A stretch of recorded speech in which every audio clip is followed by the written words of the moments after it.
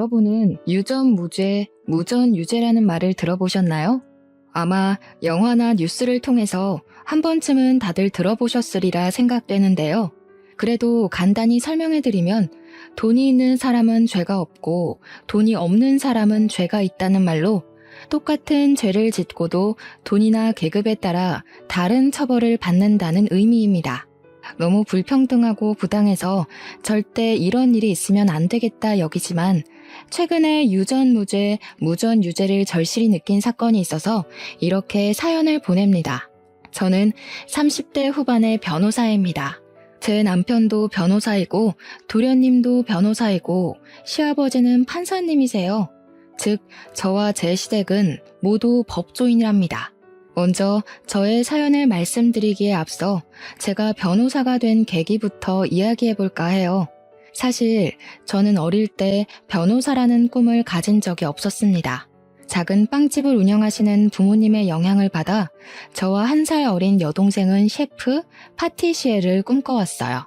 그래서 이 꿈을 이루고자 고등학교를 졸업하고 수도권 대학의 식품영양학과에 입학하게 되었죠. 캠퍼스의 낭만에 흠뻑 젖어 인생에서 가장 아름다운 날들을 살아가리라 다짐하던 20살의 어느 봄날, 강의를 듣다가 청청병력 같은 소리를 들었습니다.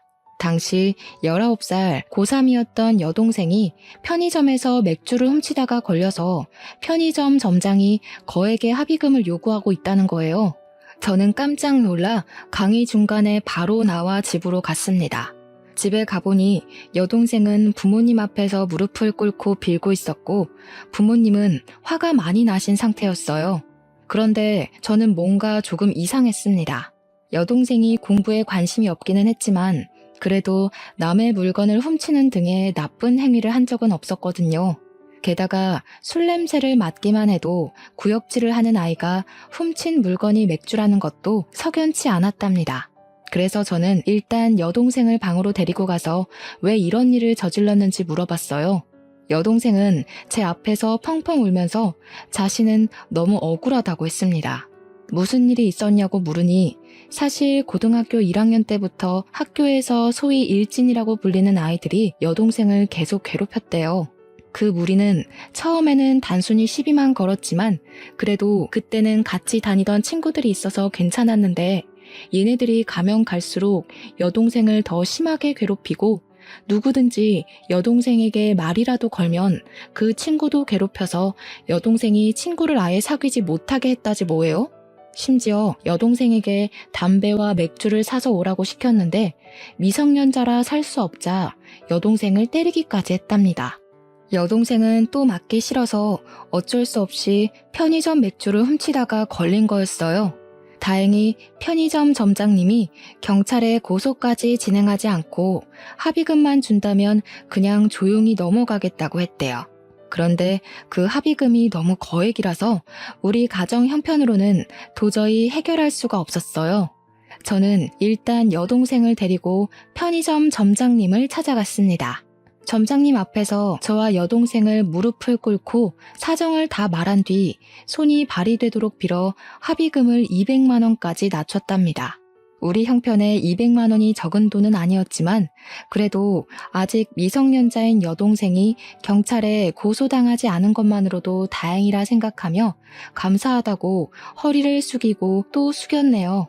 그리고 여동생을 지독하게 괴롭힌 그 일진들을 가만두지 않겠다는 생각으로 다음날 부모님과 함께 여동생의 학교 교장실로 향했습니다.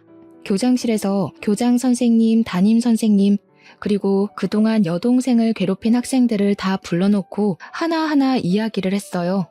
그런데 선생님들의 반응이 시큰둥했습니다. 알고 보니 이 일진들은 다들 경찰, 변호사, 대형 병원 의사 등 잘 사는 집안의 딸들이었고 학교에 기부도 정말 많이 했더라고요.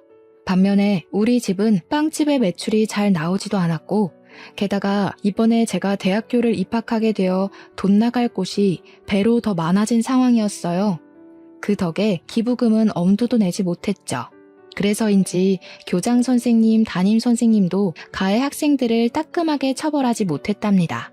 결국 가해 학생들은 별다른 징계도 없이 학교에 그대로 다녔고 여동생은 합의금 명목으로 약간의 돈을 받고 일이 무마되었습니다.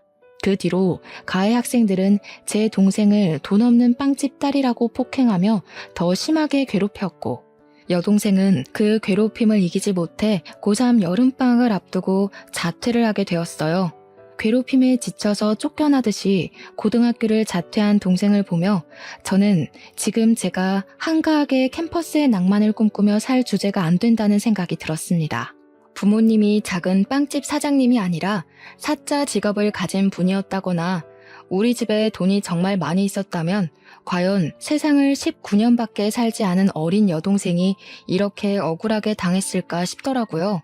여동생을 보며 저는 정정당당하게 싸워서 이길 수 있을 만한 직업을 가져서 우리 가족을 지켜야겠다고 결심했습니다. 그래서 그 뒤로 하루에 3시간만 자며 공부를 했어요. 정말 그때는 이렇게 공부를 하다가 죽을 수도 있겠구나 하는 생각이 들 정도로 이 악물고 공부를 해서 서울국공립대학교에 법대로 편입을 했습니다. 편입한 대학교에서도 장학금을 타기 위해 눈에 불을 켜고 공부를 했고 그 결과 4년 내내 장학금을 타며 학교에 다녔어요. 그 뒤 로스쿨에 입학했는데 로스쿨 학비가 엄청 비싸더라고요. 그래서 로스쿨에서도 그야말로 죽을 힘을 다해 공부해서 장학금을 받고 다니고 변호사 시험도 한 번에 합격해서 정식 변호사가 되었네요. 중간중간에 공부가 너무 어렵고 힘들어서 포기하고 싶을 때가 정말 많았지만 여동생을 억울하게 만든 그 사람들에게 언젠가는 반드시 복수할 것이라는 일념 하나로 이 악물고 버텼던 것 같아요. 그렇게 저는 변호사가 되고 대형 로펌에 입사하여 지금까지도 잘 다니고 있답니다. 제가 20대의 전부를 바쳐 변호사가 될 동안 여동생도 고등학교 자퇴 후 검정고시를 통해 고등학교 졸업장을 땄어요. 그 뒤 친척이 운영하는 제법 큰 레스토랑에 취업해서 일하며 한식, 중식, 일식, 양식 조리사 자격증을 취득했답니다. 여기에 만족하지 않고 레스토랑에서 경력을 쌓아 최근에 조리 부분에서 최고의 자격증이라고 불리는 양식 조리 기능장 자격증까지 따고 지금은 레스토랑의 주방장까지 되었습니다. 이렇게 저와 여동생은 과거의 아픔을 발판 삼아 성공하기 위해 악바리처럼 살았어요. 저는 경주마처럼 옆을 보지 않고 성공과 복수만을 위한 삶을 살았죠. 이렇게 앞만 보며 달려오던 어느 날 제가 근무하는 로펌에 새로운 변호사가 왔어요. 나이는 저보다 4살이 많았고 이름은 김지훈이었는데 원래는 개인 변호사 사무실에서 일하다가 실력을 인정받아 스카웃되어 왔더라고요. 제 옆자리에 앉아 이것저것 알려드리고 이야기하다가 점점 친해지게 된 우리는 둘이서만 밥도 먹고 술도 마시게 되었습니다. 함께 술을 마시며 대화를 해보니 지훈 씨는 저와는 너무 다른 세계의 사람이더라고요. 저는 남들이 보기에 부족해 보이지 않으려고 앞만 보고 쉴 새 없이 달려와 변호사가 되었지만 지훈 씨는 넉넉한 집안에서 아무 고민 걱정 없이 공부에만 열중하며 살아왔어요. 우리 집은 어렸을 때 가족끼리 해외여행은 고사하고 국내 여행도 한번 가기 힘들었는데 지훈 씨는 매년 가족끼리 해외여행도 다녀오고 정말 여유롭고 풍족하게 잘 살아왔습니다. 저는 사실 그런 지훈 씨가 부럽기도 하고 남자로서의 호감도 생겼어요.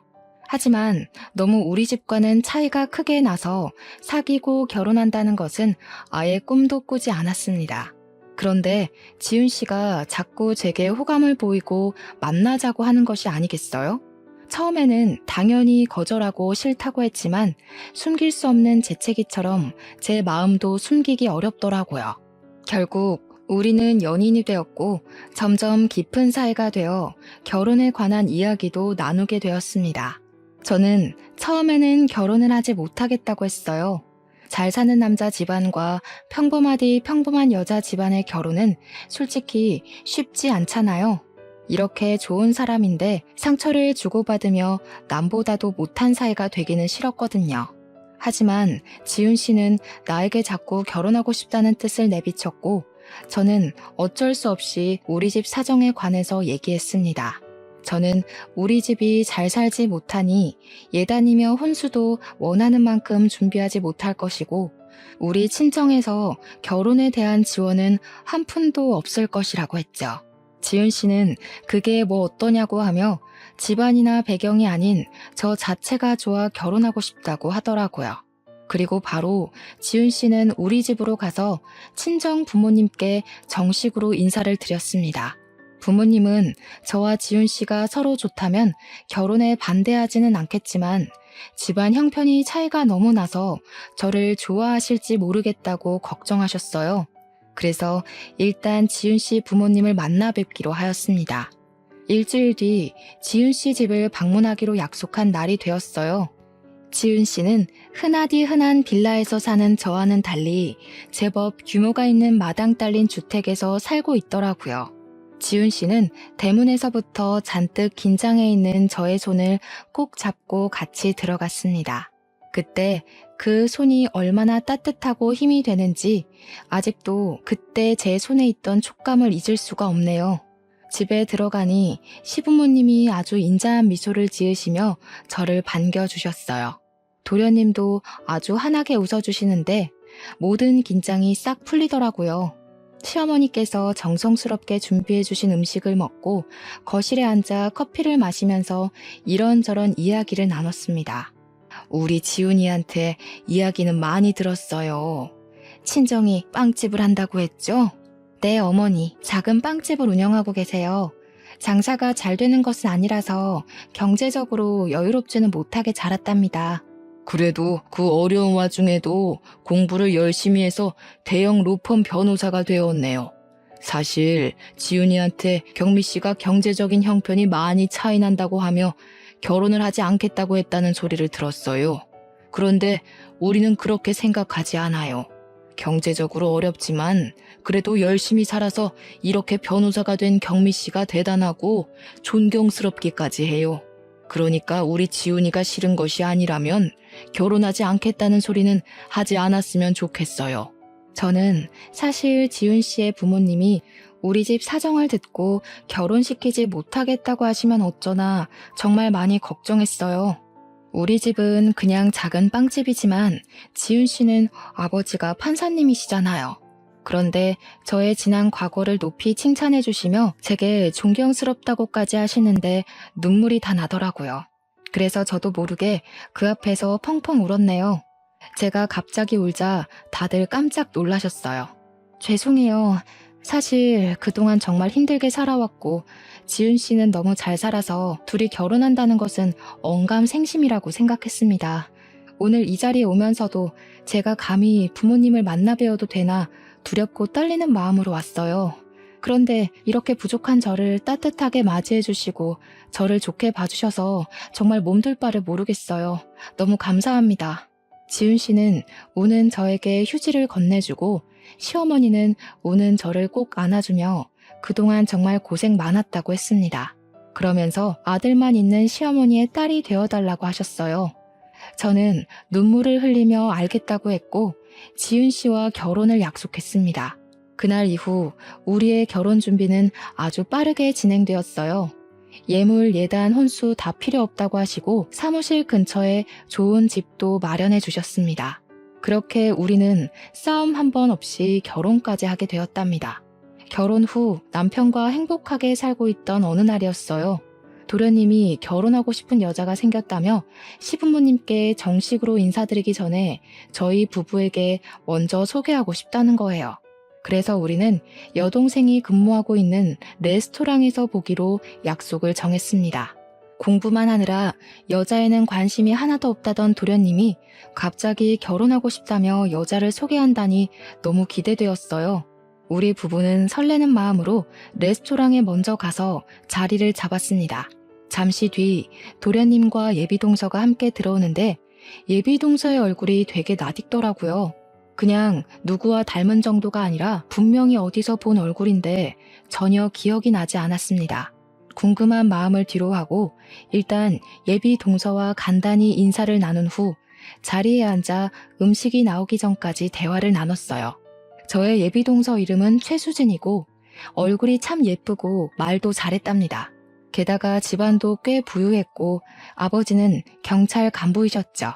얼굴, 집안, 말투 다 좋았는데 무엇보다 더 좋아 보였던 것은 예비동서가 도련님을 정말 사랑하는 것 같습니다. 정말 눈에서 꿀이 뚝뚝 떨어진다는 것이 이런 거구나 싶을 정도로 도련님을 사랑스럽게 보더라고요. 도련님 역시 그런 예비동서를 보며 그저 해맑게 웃었습니다. 저와 남편은 행복에 겨운 두 사람을 보며 생전 여자는 모를 것 같던 도련님이 정말 여자를 잘 만났다고 생각했죠. 음식이 나오고 같이 이런저런 이야기를 하며 밥을 먹다가 예비동서가 회사에서 전화가 왔다며 나가서 꽤 오랫동안 오지 않았습니다. 예비동서가 자리에 없을 동안 저도 잠시 화장실을 갔다가 다시 자리로 돌아오는데 레스토랑 구석에서 예비동서와 제 여동생이 인사를 하고 있더라고요. 그런데 반가워하며 웃는 예비동서와는 다르게 제 여동생은 표정이 매우 좋지 않았어요. 어깨를 잔뜩 움츠린 것을 보니 겁을 먹은 것 같았죠. 저는 둘이 서로 아는 사이냐며 다가가서 인사를 하려다가 순간 예비동서를 과거에 봤던 기억이 떠올랐습니다. 저는 예비동서를 여동생이 고등학교 3학년 때 학교 교장실에서 보았어요. 예비동서는 제 여동생을 지독하게 괴롭혔던 일진 무리 중 하나였던 것이었는데 예비동서가 성형하는 바람에 제가 바로 알아보지 못했던 거였어요. 저는 이제 청소년도 아니고 성인인데 생각이 있으면 여동생에게 해코지는 하지 않을 것이라는 생각에 못 본 척하고 자리에 돌아왔습니다. 제가 자리에 앉고 얼마 지나지 않아 예비동서도 오더라고요. 저는 계속 예비동서에 대해 모른 척하고 이야기를 나눴습니다. 이야기하는데 처음에는 예쁘게 보이던 예비동서의 얼굴이 여우 같아 보이고 가식적으로 보이기 시작하더군요. 여동생을 사악하고 짓궂게 괴롭히던 얼굴이 생각나 괴로웠습니다. 점점 표정이 굳어가는 제 모습을 보며 예비동서가 괜찮냐고 물었지만 저는 그냥 계속 별다른 말 하지 않고 오늘은 몸이 좋지 않으니 다음에 더 친해지는 기회를 만들자고 하며 서로 연락처를 주고받았네요. 예비동서는 제게 언니라고 불러도 되냐고 하며 여기 음식이 맛있으니 다음에 다시 와서 자신이 음식을 산다고 하며 헤어졌어요. 그렇게 헤어지고 집에 가는 길에 여동생에게 전화했어요. 그리고 여동생에게 아까 레스토랑에서 봤다고 하며 혹시 예비동서가 일진 무리 중에 하나가 맞냐고 물으니 역시 맞다고 하더라고요. 저는 착하고 순진한 도련님이 그런 나쁜 여자와 결혼하게 둘 수는 없어서 남편에게 이 모든 사실을 이야기했습니다. 그날 밤 남편은 도련님을 따로 다시 만나서 모든 사실을 이야기했어요. 도련님은 남편의 말을 다 듣고도 너무 착하고 여린 사람인데 그럴 리가 없다면서 저와 여동생이 오해한 것이라고 말을 했대요. 저는 어떻게든 이 결혼을 뜯어 말리고 싶었습니다. 제 여동생은 고등학교를 자퇴하고 10년이 지난 지금까지도 그때의 기억 때문에 괴로워하고 밤마다 악몽까지 꾸고 있었거든요. 인생에 한 번뿐인 동생의 학창시절을 처참히 짓밟아버린 원수 같은 사람을 절대 제 가족으로 들일 수는 없었습니다. 그래서 저는 예비동서가 학교폭력 가해자라는 확실한 증거를 찾아야겠다고 생각했어요. 먼저 예비동서의 SNS를 찾아내어 과거의 사진이 있는지 확인했습니다. 하지만 예비동서의 SNS에는 딱히 증거가 될 만한 사진이 보이지 않더군요. 그래서 예비동서 지인들의 계정을 타고 들어가 보니 예비동서의 친구가 고등학교 시절을 추억하며 올린 사진이 있었답니다. 노래방에서 찍은 사진이었는데 다들 교복을 입었고 테이블에는 맥주가 가득했어요. 그리고 예비동서와 그 일진 무리 옆에는 제 여동생이 겁에 질린 채 찍혀 있더라고요. 아마 자기들끼리 찍으려고 했다가 우연히 여동생이 찍힌 것 같았어요. 저는 이 사진을 나중에 요긴하게 사용하기 위해 사진을 캡처해서 제 핸드폰에 저장했습니다. 다음날 저는 예비동서에게 연락해서 이렇게 가족이 된 것도 인연인데 여자들끼리 따로 만나서 맛있는 음식 먹자고 했어요. 다행히 예비동서는 그날 저녁에 별일 없다며 바로 만나자고 하더라고요. 저는 혹시나 하는 마음에 소형 녹음기를 하나 장만해서 예비동서와의 모든 대화 내용을 녹음하기로 했어요. 퇴근 후 예비동서를 만나 이런저런 이야기하다가 고등학교를 어디 졸업했냐고 물으니 역시 여동생이 다녔던 고등학교를 이야기하더라고요. 저는 고등학교 시절 이야기를 하는 예비동서에게 어제 SNS에서 찾아낸 사진을 보여주었습니다. 사실 어제 SNS를 보다가 이런 사진을 봤어요. 앞으로 가족이 될 사이인데 확인을 해봐야 할 것 같아서요. 아니, 이 사진이 어떻게 언니 핸드폰에 있어요? 그런데 기분이 좀 그러네요. 도련님하고 결혼한다고 제 뒷조사하는 거예요? 제가 무슨 범죄라도 저질렀을까 봐요? 뭔가 취조당하는 기분이네요. 취조가 아니라 그냥 결혼 전 확인하는 것이죠. 그리고 어차피 남들 다 보라고 SNS에 사진을 올리는 건데 이거 한번 찾아봤다고 그렇게 기분이 상할 일인가요? 나 참 어이가 없어서. 그래서 지금 이렇게 나한테 따지듯이 이야기하는 이유가 뭔데? 변호사라고 해서 마음대로 이렇게 사람 뒷조사해도 되는 거야? 자신의 과거를 들킨 예비동서는 처음에는 꼬박꼬박 존댓말을 쓰다가 제게 반말을 쓰며 화를 내기 시작했어요. 저는 그런 예비동서에게 지지 않고 같이 맞받아치며 본인이 과거에 한 일을 스스로 실토하도록 하나하나 캐묻기 시작했습니다. 따지는 게 아니라 지금 옆에 있는 이 친구가 겁에 질려서 이러고 있으니 이상해서 그러지. 그리고 어디다 대고 지금 반말이야? 내가 너보다 나이 훨씬 많아. 시댁 서열상으로도 내가 더 높아. 똑바로 존대해. 서열 높아서 좋으시겠습니다. 나이 많은 게 자랑도 아니고. 꼰대세요? 무슨 과거 취조하겠다고 난리야. 그래서 이 친구가 그렇게 궁금하다는 거지? 얘 내 똘만이었어. 얘네 부모님이 지지리도 맛없는 빵이나 만드는 빵집 딸이었거든.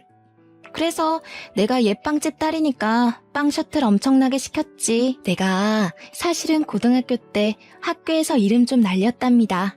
그러니까 언니도 조심해. 아직 내 친구들 무시무시하다. 괜히 시부모님이랑 내 남편한테 까발리지 말고 그 입 딱 다물고 있어요, 언니. 안 그러면 이 사진 속에 있는 친구들 싹 다 불러서 언니 가만두지 않을 테니까. 알겠죠? 예비동서는 아직도 자신이 미성년자인 줄 아는지 정신을 차리지 못하고 저에게 살벌하게 협박을 하더라고요. 저는 이 모든 내용을 다 녹음을 했습니다. 그날 예비동서와 헤어지고 나서 도련님과 남편을 만나 제가 녹음한 내용을 들려주었죠. 도련님은 매우 충격을 받아 아무 말도 하지 못하고 계셨어요. 왜 아니겠어요. 도련님 인생에 처음으로 사랑한 여자였는데 그 여자의 실체가 일진이었다니 충격이 아주 크실 만도 했죠. 그렇게 일주일 정도가 지났습니다. 사무실에서 일하고 있는데 여동생이 울면서 전화가 왔습니다.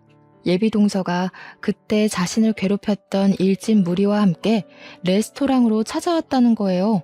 식당에 와서 자신이 결혼하니 돈을 달라고 협박하고 돈이 없다고 하자 단체로 폭행을 했다는 거 있죠. 왜 가만히 맞고만 있었냐고 하니 여동생은 고등학교 시절에 너무 호되게 당해서 얼굴만 봐도 너무 무섭다는 거예요. 그래서 제가 그럼 차라리 숨어있지 그랬냐고 했는데 그렇지 않아도 일진 무리가 레스토랑에 온 것을 보고 주방에서 나오지 않고 있다가 2시간 정도 후에 당연히 갔을 줄 알고 음식물 쓰레기를 버리러 뒷문으로 나갔대요. 그런데 하필이면 그 뒷문 쪽에 예비동서와 일진 무리가 있었다지 뭐예요? 여동생은 혼자였고 예비동서는 무리지어 있었으니 속수무책으로 당했다고 하더라고요. 저는 너무 화가 나서 바로 고소를 하려다가 도련님과 시부모님에게 확실히 예비동서의 실체를 알려주기로 했어요. 일단 정확한 증거 확보를 위해 동생이 폭행당한 곳으로 갔어요. 다행히 동생이 폭행당한 장소에 레스토랑에 CCTV가 있었고 근처에 주차된 자동차도 있더라고요. 바로 레스토랑의 사장님인 사촌에게 부탁해서 CCTV와 자동차 블랙박스 영상을 확보했습니다. CCTV와 블랙박스를 보니 아주 가관이더라고요. 이 영상만 보아도 특수폭행죄로 실형을 살 수 있는 상황이었습니다. 이렇게 모든 증거를 확보 후 여동생을 데리고 병원에 가보니 전치 2주가 나왔어요. 그 길로 여동생을 입원시키고 여동생이 폭행을 당했다는 진단서를 끊었습니다. 그리고 남편과 도련님을 만나서 모든 영상을 보여줬죠. 도련님은 이 영상을 보고 예비 동서와 절대 결혼해서는 안 되겠다고 하며 제가 하자는 대로 하겠다고 하더라고요. 일단 이 영상은 좀 더 나중에 시부모님께 보여드리기로 하고 도련님께는 예비 동서가 여동생 앞에서 진심으로 사과하는 모습을 보고 싶으니 아직은 모른 척하고 조금만 더 만나달라고 부탁했네요. 2주일 후 동생이 퇴원하고 며칠 더 쉬었다가 레스토랑으로 복귀를 했습니다. 저는 동생의 레스토랑 복귀와 동시에 시부모님, 우리 부부, 도련님과 예비 동서까지 다 같이 만날 자리를 마련했어요. 당연히 장소는 여동생의 레스토랑이고요. 시부모님은 드디어 둘째 며느리를 보는 거냐며 너무 기대하고 계셨습니다. 그런 모습을 보니 죄송스러웠지만 그래도 제 여동생이 10년 전에 당한 내용을 아시게 되면 이 정도는 이해해 주시리라 믿었네요. 드디어 예비 동서의 실체가 낱낱이 드러날 날이 되었어요. 저와 시댁 식구들, 그리고 예비 동서까지 한자리에 모였죠. 예비 동서는 시부모님을 뵌다고 단아하게 보이고 싶어서인지 얌전해 보이는 새하얀 원피스를 입고 왔더라고요. 모두가 자리에 앉아 음식 주문을 하니 여동생이 식전 수프를 직접 들고 저희 테이블로 왔어요. 저와 여동생, 그리고 남편과 도련님은 미리 계획한 대로 여동생에 대해 모른 척하고 앉아 있었답니다. 어머, 너 진미 아니니? 나 수진이야. 너 고등학교 동창. 기억나지? 그럼 기억하지. 내가 널 어떻게 잊겠니? 여기는 무슨 일로 온 거야? 아, 저번에 결혼한다더니 예비시댁과 식사하러 온 거야? 응. 근데 너는 아직 홀서빙이나 하고 있니? 이런 홀서빙은 20대 초반 때 취미 삼아 하는 거지. 지금은 30대인데 이제는 제대로 된 직장을 구해야 하지 않겠어? 그래도 고등학교 때 맨날 붙어 다니던 친구였는데 네가 이러는 모습 보니까 걱정된다 얘. 이렇게 돈 모아서 결혼이나 할 수 있겠니? 그러게 나는 언제 돈을 모아서 너처럼 결혼하려는지 모르겠네. 하긴 너희 집이 좀 힘들긴 했지. 너희 부모님 아직도 그 조그만 빵집 하시니? 네가 고등학교 때 빵 많이 가져오고 그랬는데. 그런데 뭐 빵집 장사로 돈을 얼마나 버시면 버시겠어. 너도 참 사정 딱하다. 이렇게 열심히 사는데 여전히 힘들고 말이야. 이거 내 명함이니까 받아. 그리고 힘들면 언제든지 연락해. 너 지금 이 일에서 1년에 2천만 원은 버나 몰라? 뭐 어쨌든 내가 그 정도는 바로 빌려줄 수도 있으니까 부담 갖지 말고 힘들면 연락해. 예비 동서는 우리 집안이 어렸을 때 힘들었던 것을 들먹이며 은근히 깔보고 무시하며 제 여동생에게 명함을 건넸습니다. 그 순간 여동생은 손이 미끄러진 척하며 예비 동서의 하얀 원피스에 샛노란 단호박 수프를 쏟았어요. 어머, 미안해. 너 명함을 받으려다가 손이 미끄러져 버렸네. 흰 옷인데 수프를 쏟아서 어쩌니? 오늘 중요한 자리인 것 같은데 제가 실례를 범했어요. 죄송합니다. 예비 동서는 화가 단단히 난 표정이었지만 자리에 시부모님이 계셔서인지 얼굴을 찡그리기만 하고 차마 큰 소리를 내지 못했습니다. 여동생은 시부모님과 우리에게 죄송하다고 말한 뒤 앞에 있던 휴지로 수프를 닦으려고 하는데 휴지로 닦을수록 얼룩이 점점 더 번지더라고요. 오늘 예쁘게 보인다고 비싼 옷 산 것 같은데 누렇게 물들어서 어떻게 해요? 꼭 화장실 실수한 것 같네. 아 됐어. 그만 닦아. 옷이 더 상하잖아. 어머님, 저 잠시 화장실 가서 옷 좀 닦고 올게요. 예비 동서는 여동생에게 화를 버럭 내고서는 시부모님께 화장실에 다녀오겠다며 나갔고 여동생도 따라 나갔어요. 그네야, 근데 저 직원 너 여동생 아니니? 왜 아는 척도 안 하고 있어? 어머님, 사실은 예비 동서가 제 여동생을 괴롭힌 학교폭력 가해자예요. 미리 말씀 못 드려서 죄송해요. 저 여자 인성이 얼마나 바닥인지 어머님 아버님께 보여드리려고 일부러 이 레스토랑에서 만나자고 한 거예요. 자세한 내용은 이따가 저 여자 오면 자세히 말씀드릴게요. 일단 저 지금 화장실 좀 다녀오겠습니다. 저는 제 동생이 예비 동서에게 큰 실수를 저질렀으니 분명히 동생한테 뭐라고 할 것으로 생각해서 화장실로 갔는데 예비 동서가 없더라고요. 혹시나 해서 레스토랑 뒷문으로 가봤더니 거기에 예비 동서가 있었고 그곳에서 제 동생을 괴롭히고 협박하고 있었답니다. 저는 몸을 숨기고 휴대폰을 꺼내서 몰래 영상을 찍기 시작했어요. 야, 너 미쳤냐? 오늘이 어떤 날인데 이런 실수를 저질러? 이 옷이 얼마짜리인 줄이나 알아? 네가 여기서 한 달간 뼈 빠지게 홀서빙을 해도 살 수 있을까 말까 한 옷이야. 하긴 너 따위가 이렇게 좋은 옷을 알 리가 없지. 그저 거적대기 같은 옷만 입던 애가 뭘 알겠어? 예비 동서는 화가 많이 났는지 여동생의 머리와 어깨를 밀치며 위협적인 행동을 하더라고요.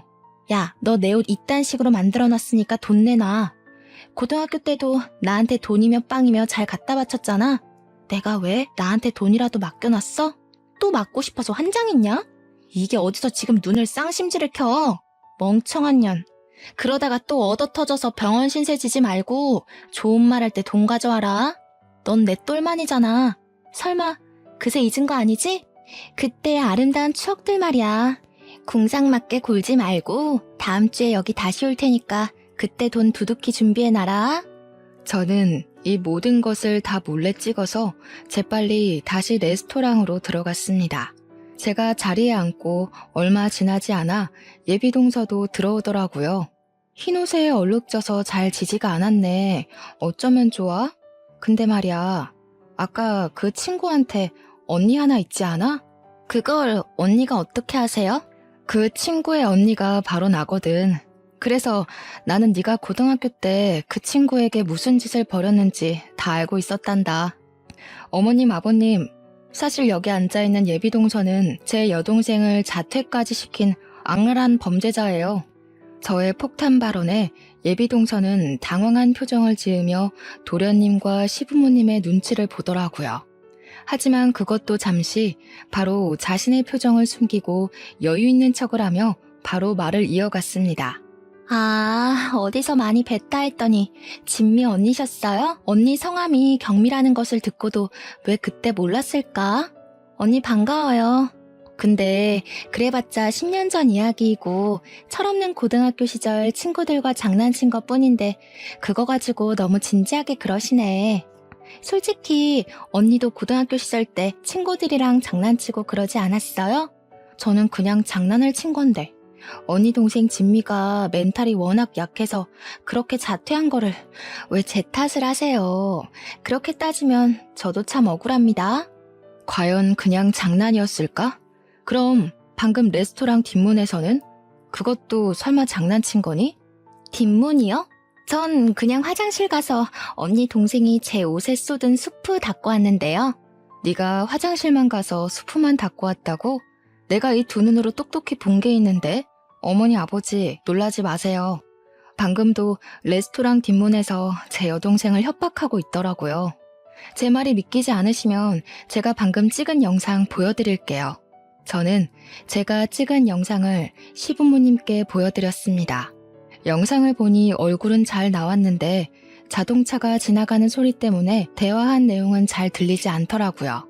하지만 예비 동서가 동생의 얼굴과 어깨를 밀치는 장면은 확실히 찍혀 있었고 누가 봐도 예비 동서가 여동생을 협박하는 것으로 보였죠. 이 영상을 보신 시부모님께서는 깜짝 놀라셨습니다. 아니, 어떻게 사람이 이렇게 앞과 뒤가 다를 수가 있니? 게다가 학교 폭력이라니. 법조인 집안에서 학교 폭력 가해자를 며느리로 들일 수는 없다.